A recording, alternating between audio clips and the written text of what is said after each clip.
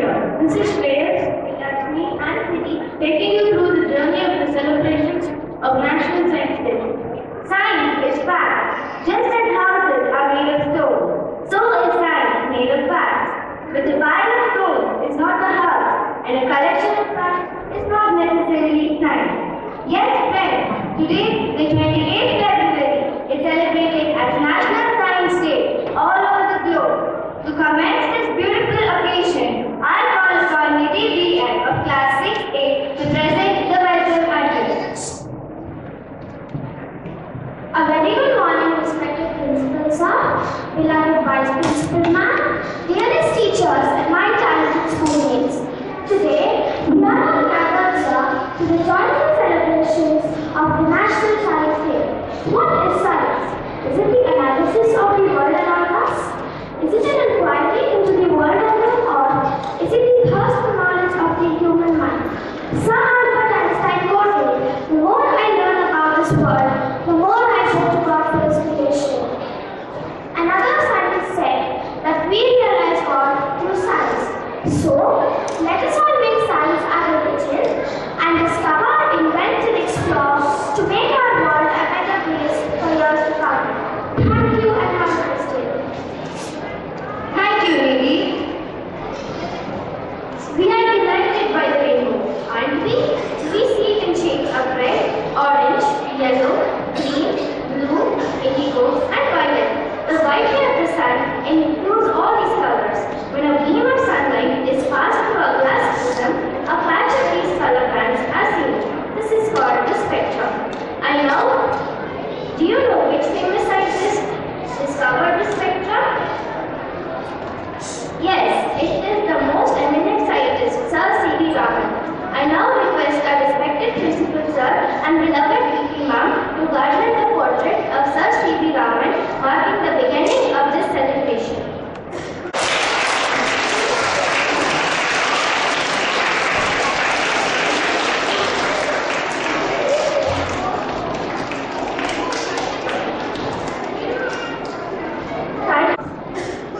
Science is a great game.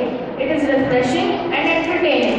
The playing field is the whole universe, are the words of a great French mathematician.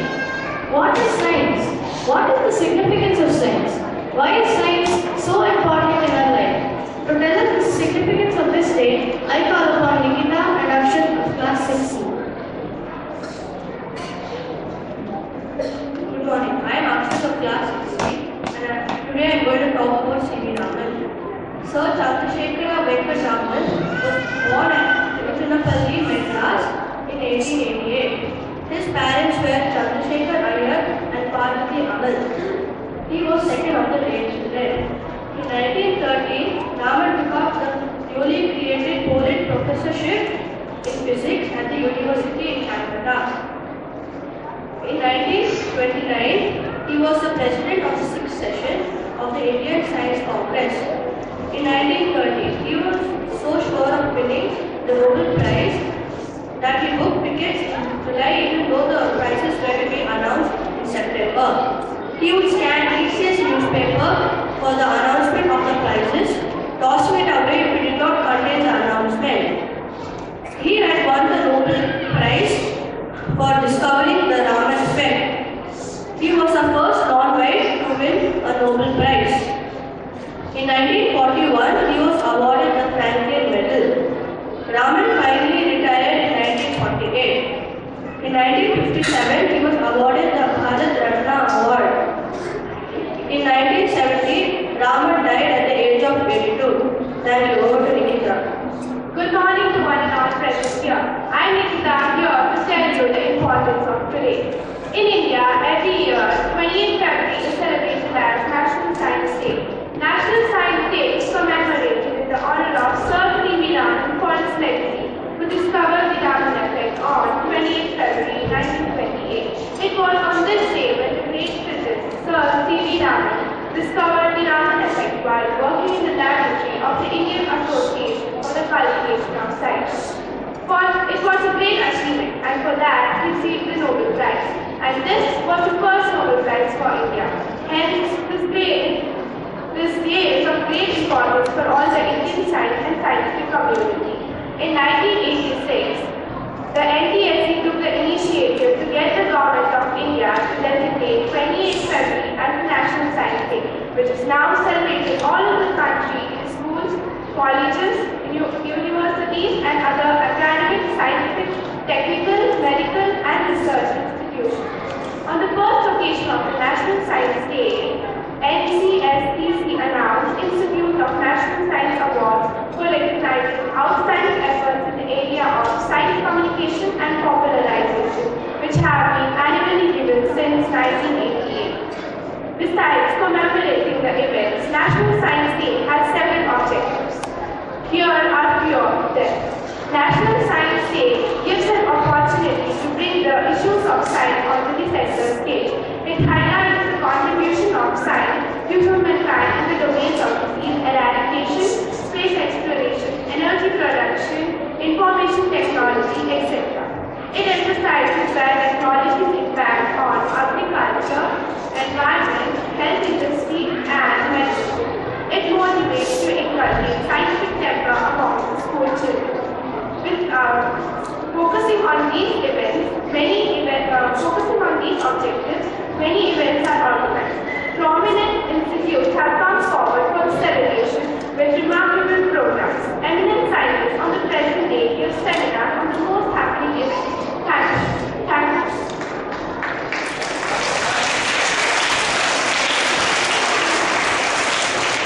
Thank you, Akshat and Nimita. Now we begin the celebrations of the day. We might have seen ministers sitting in the Parliament House. So here too, we have our young and budding ministers of classes 8 and 11 seated for the Science Parliament. Sit back and witness the argumental debate.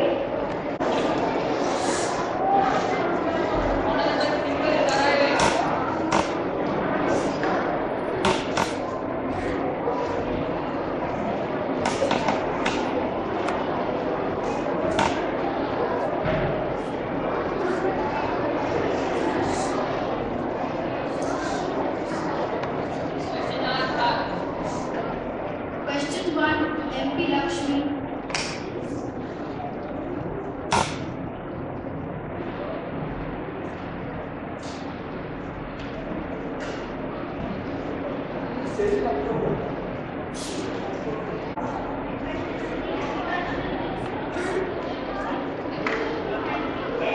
USA invented a fatal pesticide which is called endosulfan. In 2010, because of its hazardous effects on people and due to mental and physical disorders of people and their health deteriorated because of the deterioration of their health, USA itself, the inventor of endosulfan, banned it. In fact, 84 countries have banned this pesticide. But in India, the situations are even worse in Karnataka and Kerala. The hazardous effects of endosulfan have caused so many deaths in Kasaragod, in Kerala and Karnataka. So I would like to know what measures the government is taking to prevent this. Agriculture Minister, please answer the question. Thank you, ma'am. Almost all states are giving us different opinions about this pesticide known as endosulfan. The government needs to look into this matter because the only states that have suffered due to this pesticide is Kerala and Karnataka so far. So the government cannot just ban this pesticide because it could have adverse effects in all the other states. I would like to know because it is already scientifically been proven that endosulfan is a fatal pesticide, and besides this, there are other pesticides or fertilizers which can be used. Maintain the recording. There are other pesticides which can be used in place of endosulfan. Only spraying of endosulfan affects the crops. So you can't just say that endosulfan is a pesticide that is fatal to the crops and is fatal to people. So the government is looking out for new methods how to use endosulfan on the crops so that it may not affect the crops too much. In fact, we also have a committee who keeps circulating around India and keep conducting researches on the soil as well as endosulfan and how it affects it. And I would also like to know that what has the government done to prevent the land from degrading? Endosulfan is 15 times cheaper than organic options. So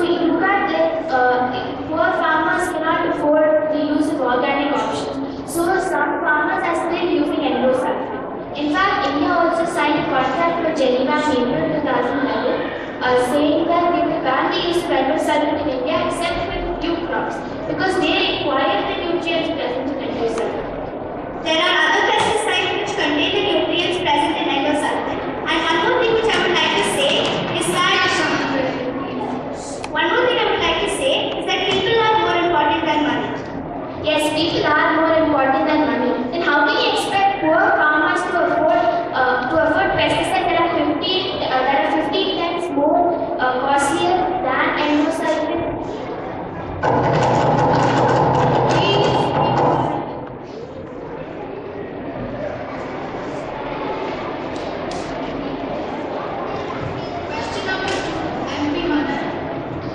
Thank you.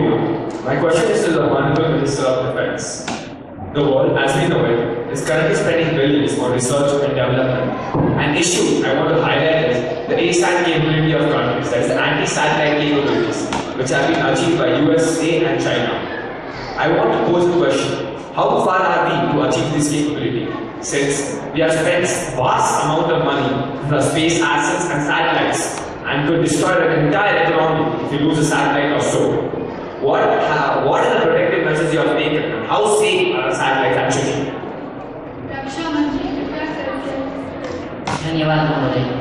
Well, we have the Agni series of missiles, and we have the Prithvi series and BrahMos series, which are actually enabled with the kill vehicle near ASAT capabilities. We have not yet tested it so far because of the financial crisis we are currently facing.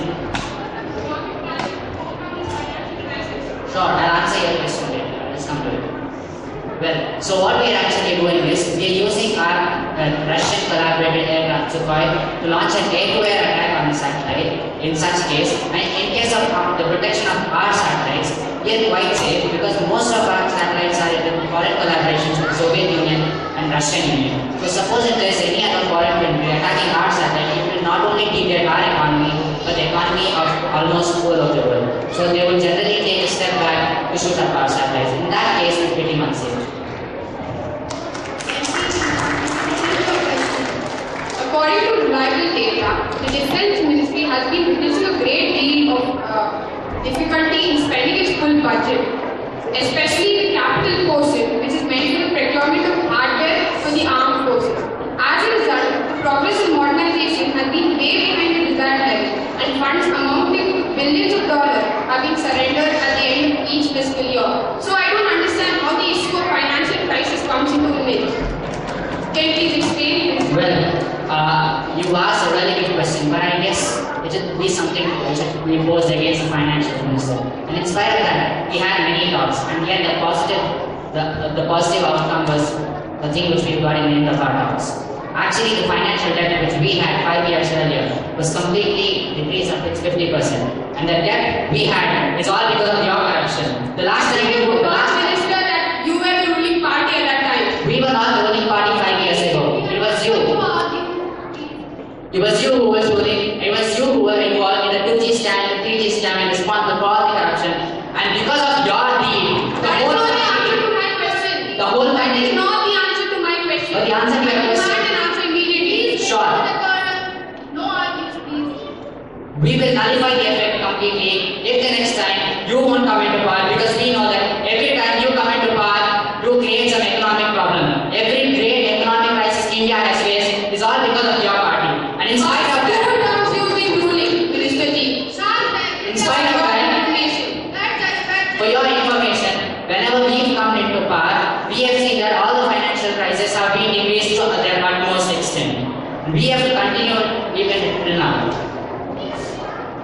Thank you. Question number 3, MP Lata. Thank you, ma'am. My question is to the Minister of Health and Family Welfare. How is the government trying to prevent the usage of tobacco, which is so commonly used by many different groups of people? Honorable Minister, please answer the question. Thank you, ma'am. The government has passed the Cigarettes Act that has made it mandatory to display health warning on all the tobacco packages and advertisements. Restrictions have been placed for trade, commerce, supply and production of tobacco. Smoking has been banned in public as well as private places, and also according to the Cinematography Act, the Board of Film Certification has been assigned to not show film.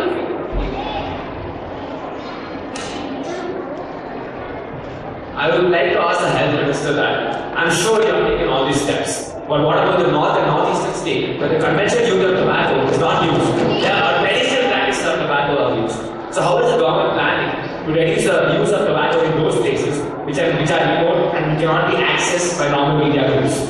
Respected Minister, the government has already taken steps in this regard. There are STCCs, that is State Tobacco Control Cells, for each and every state that are more functional, especially in the northeastern states, especially in states such as Haryana, Punjab as well as West Bengal.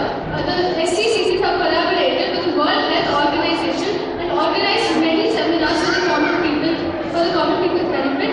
And according to reliable data, the consumption of tobacco in India has declined by 6.7% in the past 3.5 years. Question number 4, Meena. Thank you, ma'am. I would like to pose a question to the Minister of Petroleum and Natural Gas. The petrol prices are increasing at an enormous rate. So does this mean the urban middle class has to keep on suffering? It is suffering because of your corruption. The last time when you were This is not the answer I'm looking for. You are not answering my See, question. I'm saying one thing. Let me complete. I am not complete. Your corruption, it is because of that the economy has fallen down. It is because of that which has affected the foreign affairs. Because of that the petrol prices are rising up. And in This is spite of not the that, answer I'm looking in for. spite of I'm that, looking for a more serious answer.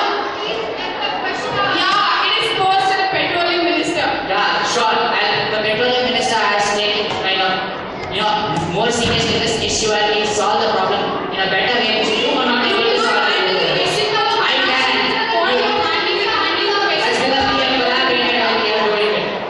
Sit down. While the answer to your question is, while it appears so, that's not really true.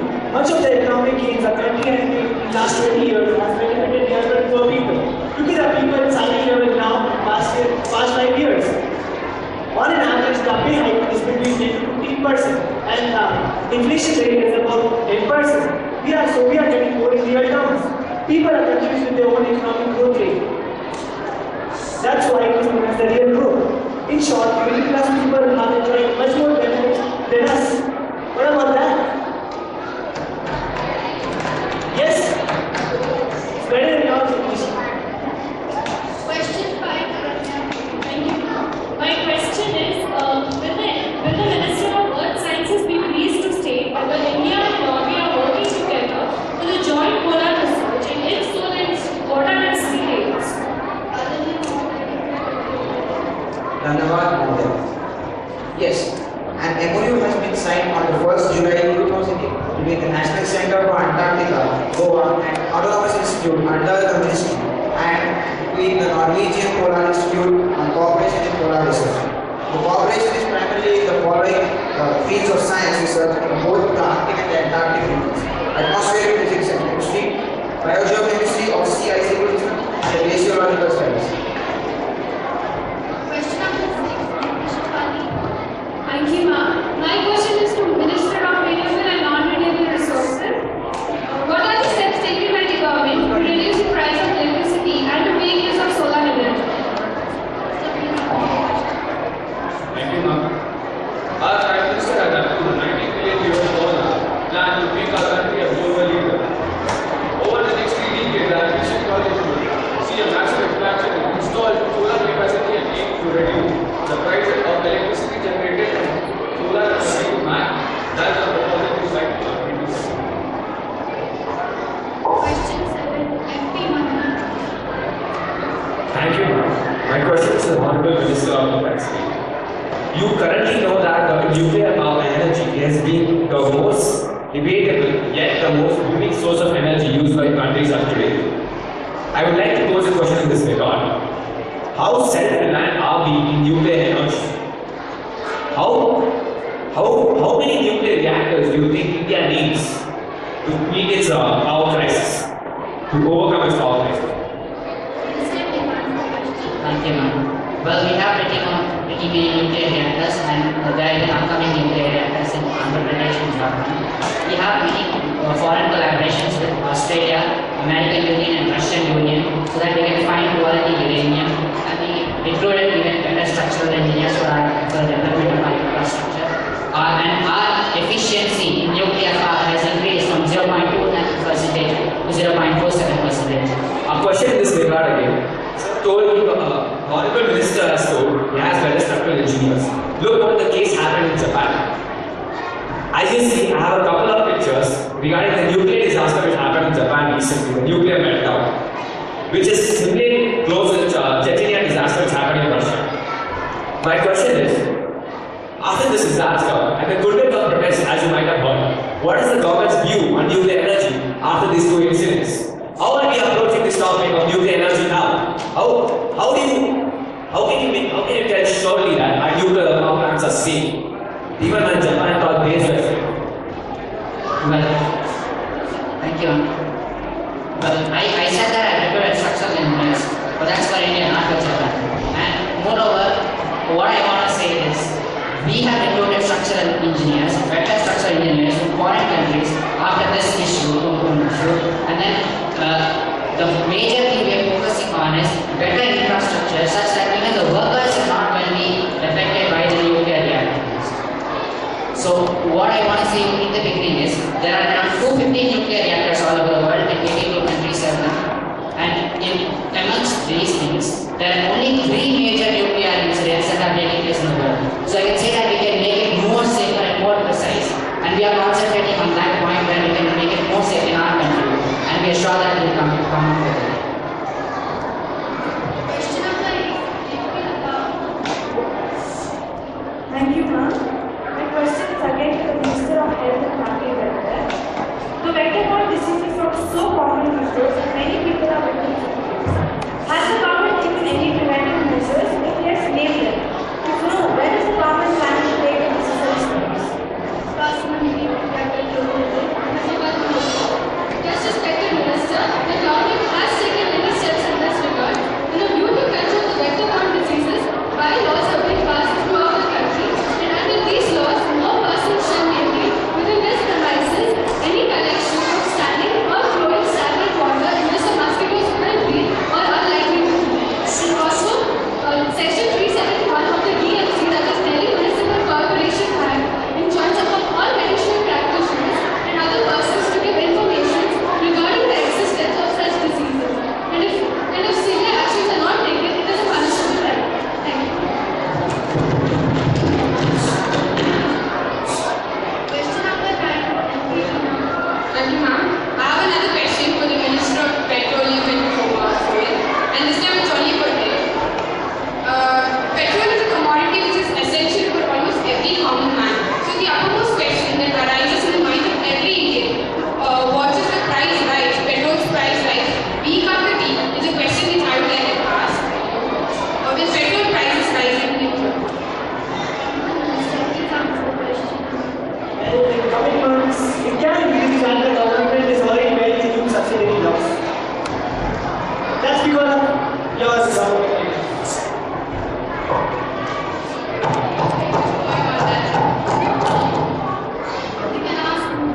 First, we can blame people who are worth to be blamed. Question number 10. MP Pradhan. Thank you, ma'am. I would like to ask another question to the Minister of Earth Science. As mentioned earlier that India and Norway are working together for the joint polar research. So, how would this be beneficial for the country as well in the future as well as for the funds that are going to be spent by the government to serve this purpose? Minister, please answer the question. Thank you, ma'am.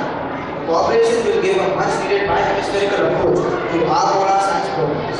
The Arctic Ocean and the surrounding regions are one of the most important areas that not only govern the Earth's climate but have also recorded the past climatic theory.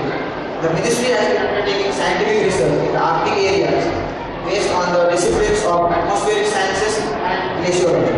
The estimated expenditure in our Arctic research program is about 6 crore rupees during the current 5 years.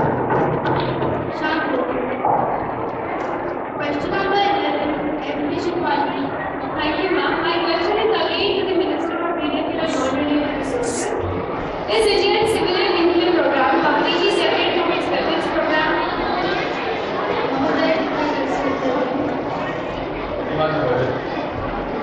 Indian strategic program is 100% inclusive and has no relation with whatsoever to the proposed internal civilian difficulty in cultivating our strategic focus without any hindrance to the civilian program generations. Yes, I have another question to the Minister of Petroleum and Natural Gas. Crude prices had touched $1.5 in July 2008. Now the prices are much lower at $115 or so. Yet the petrol prices are higher by at least 50% now since then. Why? While the government is working on that analysis, it won't have the result. Please be quiet. Our question I'd like to pose to the government in general is, you have mentioned most of your projects are in collaboration with other countries. Why? Why is that so? Why not indigenous? You are mentioned you have financial crisis. Okay, I agree with it. But why are we trying to make it more indigenous as much as possible? That is because we are not self-centered. We want to be global. We want to show the world what India is. So we need to spread